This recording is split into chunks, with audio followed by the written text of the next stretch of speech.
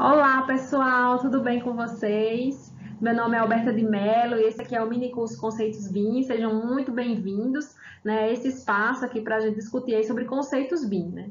Existem muitos cursos falando aí de software, né, de aplicação de software, então eu resolvi aqui conversar sobre essa questão dos conceitos, né, sobre o universo BIM, tá?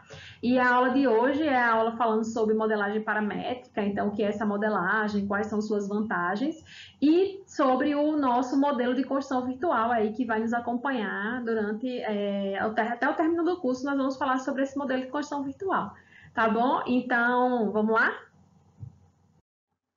Então, gente, a primeira pergunta, iniciamos aí com a pergunta, né? Como o BIM ele é substancialmente diferente aí do projeto assistido por computador, né? Que é esse aí processo tradicional que já estamos aí todos inseridos, né? E outros aí tipos de programas de modelagem 3D. E aí? Então, vamos lá. É importante que se diga que o BIM ele não é CAD, tá? Esse CAD, tradicionalmente, aí, ele se refere a um projeto assistido por computador, né? Ou a um programa de desenho assistido por computador, que foi otimizado para produzir desenhos bidimensionais 2D de objetos como edifícios, aviões, enfim, peças mecânicas, layouts elétricos e etc. O BIM, ele não é simplesmente CAD 3D também, tá? Em vez disso, ele é um banco de dados aí integrado de informações da construção, incluindo componentes de construção, tá? Então, a conjunção desses gráficos 3D com a modelagem paramétrica e esses dados que vão ser fornecidos aí pelos usuários, criam aí esse modelo de projeto e construção virtual. Então, aqui eu trouxe, né, que o CAD, a representação dele aí é baseada em entidades, né, geométricas, tá? E no BIM nós vamos ter aí uma representação baseada em objetos, beleza? Então, como é que é isso, né, Alberta? Como é que o CAD ele é baseado em entidades e o BIM ele é baseado aí em objetos? Então, gente, o CAD ele é um software, né, baseado em vetores, tá? Com excelente qualidade gráfica, importante que se diga, né? A edição é realizada a nível de entidades, então, linha, círculo, texto, retângulo, enfim.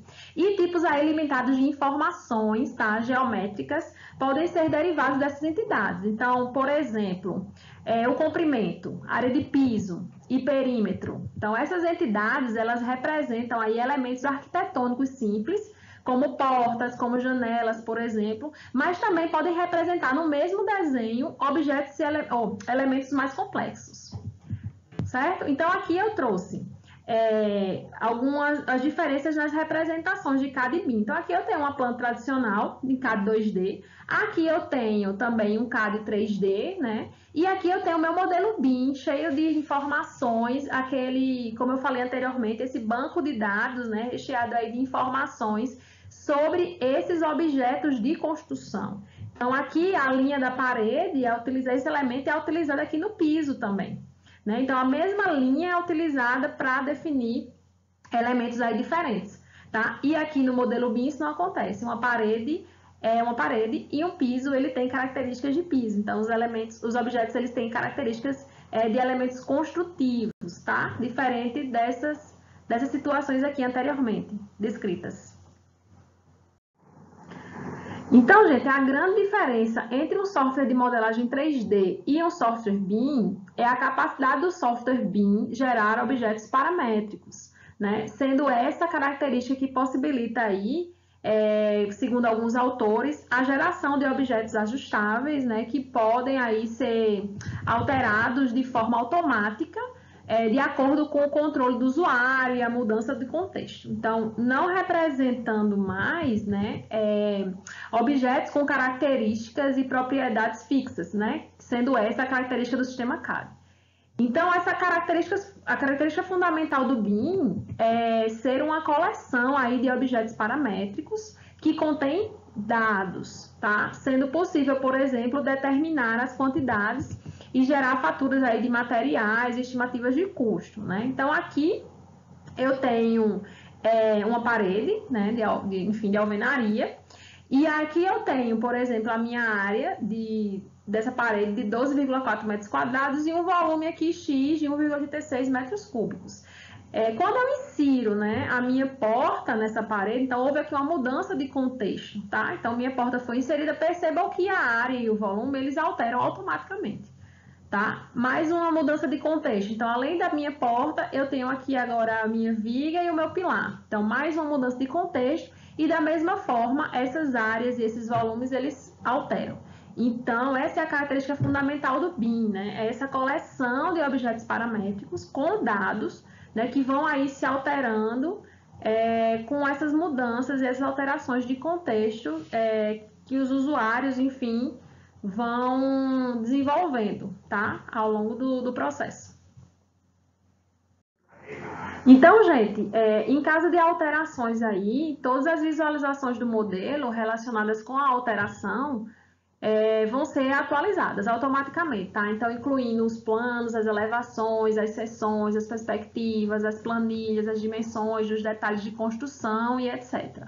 Então, aqui eu trouxe a imagem do modelo BIM, tá? Que reúne aí 3 disciplinas. Então, aqui eu tenho a arquitetura, a parte de hidráulica e a parte aqui de ar-condicionado, percebam, tá?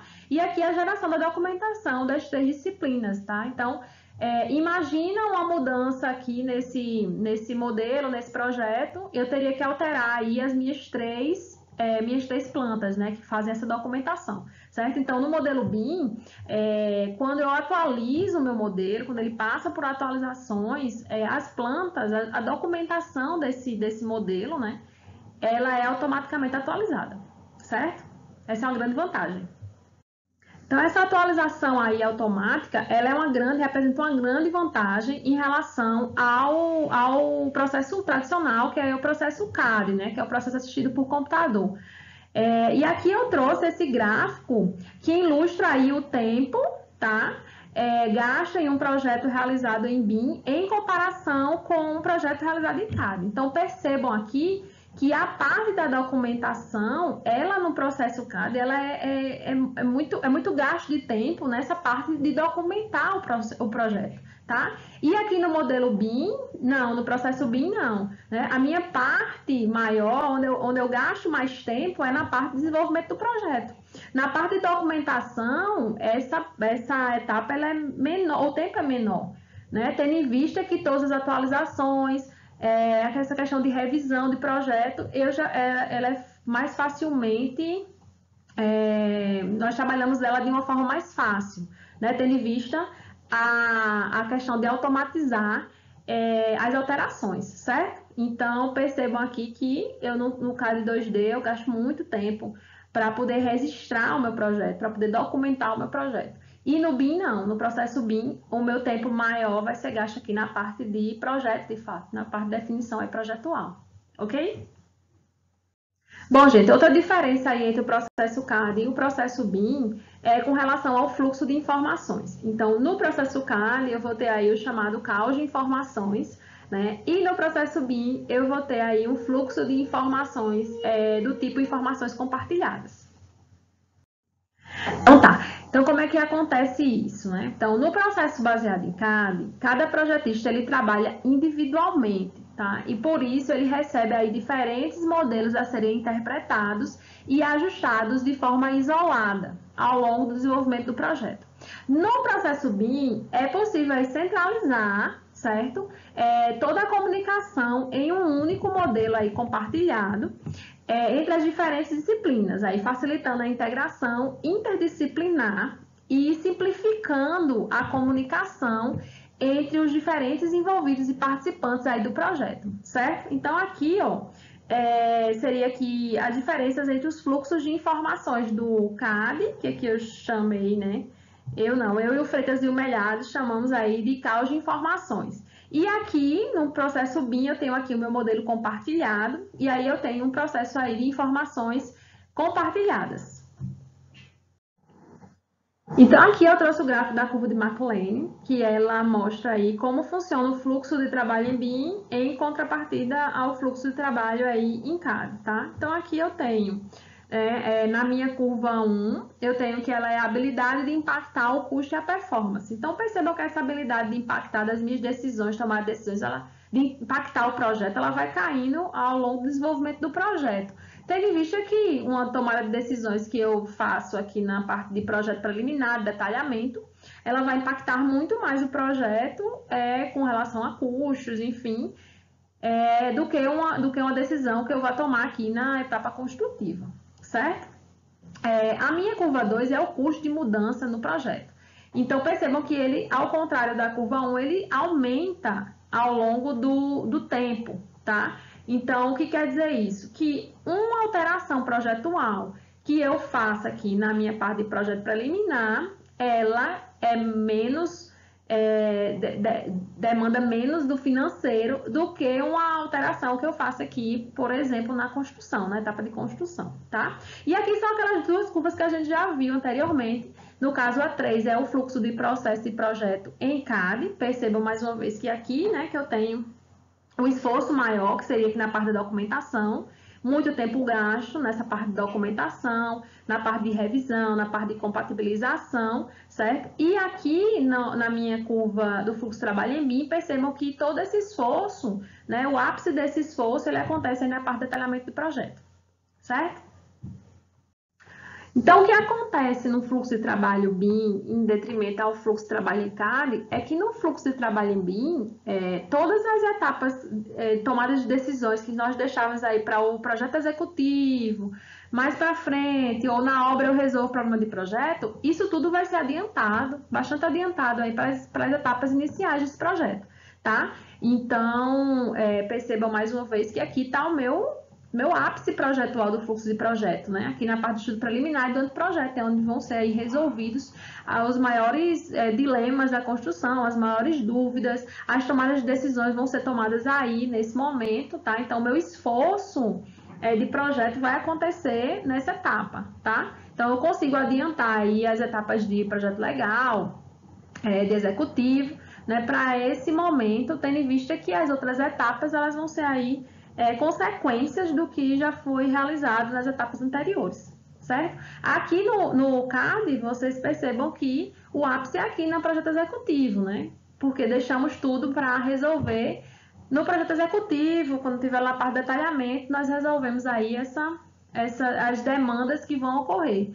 E aí vai demandar muito mais tempo, né? O projeto muitas vezes já foi aprovado, ele vai precisar passar por uma revisão, são revisões às vezes que não tem fim, né, retrabalhos aí eternos, certo? Então, esse gráfico, ele mostra bem essa diferença de fluxo de processo de projeto em BIM e processo de projeto em CAD. Então, aqui depois que falamos das diferenças entre CAD, né, e entre BIM, eu trouxe aqui uma definição do que é BIM, né, lembrando que existem várias definições de BIM, e essa do professor Santos Toledo, ela diz que no BIM, né, que é no Building Information Modeling, é desenvolvido um modelo digital da edificação. Esse modelo ele é paramétrico e orientado a objetos, que representa não só suas características geométricas, mas também o interrelacionamento entre seus componentes e os parâmetros e atributos destes, tá? Fornecendo aí informações relevantes para a tomada de decisão pelos diferentes agentes envolvidos no empreendimento em todo o ciclo da edificação. Então, percebam aí que eu deixei em amarelo algumas palavras para que a gente possa fazer essa reflexão aí. Então, primeiro eu tenho a palavra modelo digital, então eu vou ter um modelo digital da minha edificação, né? A construção virtual da sua construção real, do seu projeto real, né? Ele é paramétrico, né? Então, e orientado a objetos. Então, lembrando, minhas paredes são paredes, meus pisos são meus pisos, né? Enfim, temos ali objetos com características de elementos construtivos. E aí eu tenho um interrelacionamento entre os componentes e os parâmetros, tá? E aí ele vai fornecer essas informações aí para a tomada de decisões pelos diferentes agentes aí envolvidos em todo o ciclo da edificação. Então, esse meu modelo, a gente vai ver que ele percorre aí, ele pode ser utilizado aí nas várias fases do ciclo de vida da edificação, certo? Então, temos que lembrar que BIM, né, é a construção virtual e aí ela vai permitir o quê?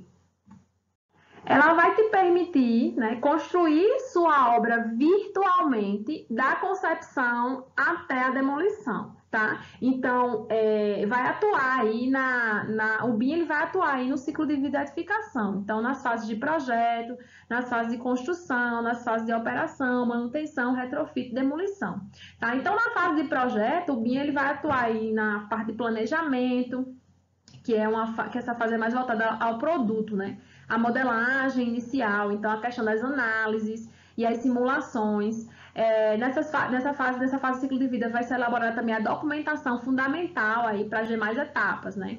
Na fase de construção, você pode aplicar o BIM aí com relação às simulações das etapas de execução, com relação aos custos associados às diversas atividades aí da obra, tá? Os desenhos usados aí para elementos pré-fabricados também e os projetos de acomodação do canteiro de obras nos vários períodos da construção. E também o BIM pode ser utilizado na fase de operação da edificação, com relação à gestão de ativos, né, dessa edificação, nessa parte de manutenção, uma parte relativa ao retrofit e também estudos aí com relação à demolição dessa edificação, no caso, no seu fim do ciclo de vida. Então, gente, falamos aí já sobre o que é BIM, né? Sobre essa questão da modelagem paramétrica, do modelo virtual. Então, agora vamos falar sobre o que não é BIM, né? Então, quem nunca ouviu que BIM é Revit, né? Que tira a primeira pedra, né? Então, o que não é BIM? Então, BIM não é nenhum tipo de software, né? A gente vai ver também nas próximas aulas mais aprofundada essa questão, mas uma atividade humana aí que envolve grandes mudanças no processo de construção. O BIM não são aí modelos 3D sem atributos de objetos, né? Vimos que o BIM ele necessita desses objetos aí com atributos de elementos aí construtivos, além de serem paramétricos, tem que ter essas características, tem que ter a informação também dentro desses elementos, tá? Desses objetos. Não é também modelo sem suporte de comportamento, né? Já falamos aqui a questão do paramétrico. Então, também não é BIM uma maneira mais fácil de projetar, né? Ou desenhar qualquer coisa. Então, aqui eu coloquei até a figura que a tecla do quantitativo automático não existe, né? Ele automatiza o BIM, realmente, o processo ele automatiza muita coisa, mas essa tecla do quantitativo, ela não existe. Então, já vou dizendo a vocês. Não são modelos que permitem modificar cotas, né, em uma visualização, que não são refletidas automaticamente em outras vistas, tá? E não são modelos formados aí por múltiplas referências CAD 2D, que devem ser combinados para definir a construção.